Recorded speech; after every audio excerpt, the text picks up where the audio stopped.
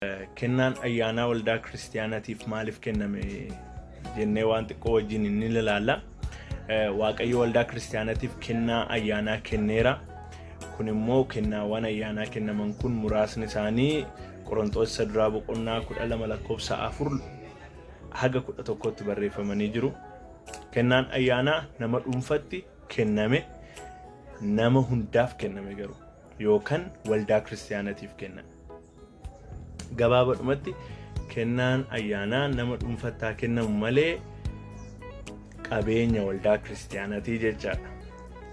Maaliif kenname ree?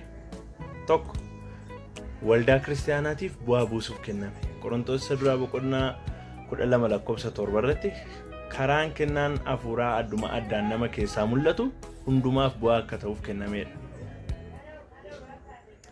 Kennaan ayyaanaa kun nama hundumaa keessaa nama tokkoof qofa miti.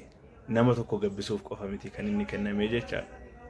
Inni lammaffaan immoo kan inni kennamee fi tamsaasni wangeelaa bu'aa qabeessaa akka ta'uuf. Inni kun immoo Maarqos 16:15-20 isa jiru agarsiisa. Achirratti maal jedha? Inni gara biyya lafaa hundumaa dhaqaa, uumama hundumaatti wangeela lallabaa. Namni amane cuuphame siin fayya.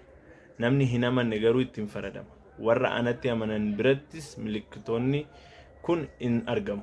Warri anatti amanan kun maqaa kootiin hafuurota hamoota hin baasu. Afaanota haaraadhaan hin dubbatu.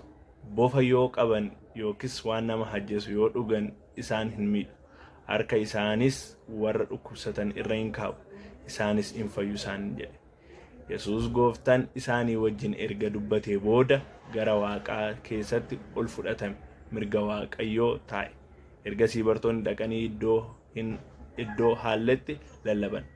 Gooftaan immoo isaanii wajjin hojjete. Dubbichas milikkitoota garaa argamaniin hin cimseefidha. Milikkitoota argamaniin hin cimseef.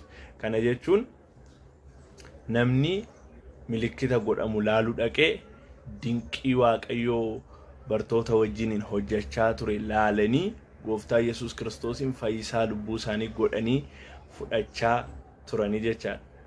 Kanuma bu'uura godhachuun hojii ergamootaa boqonnaa 14:8 haga 18, hojii ergamootaa 16 haga 18tti dabalachuun dubbifachuu dandeessu. Kun abboommii gooftichaa ta'uusaa beeki. Paartii tuun itti fufaa. Nagaan tura.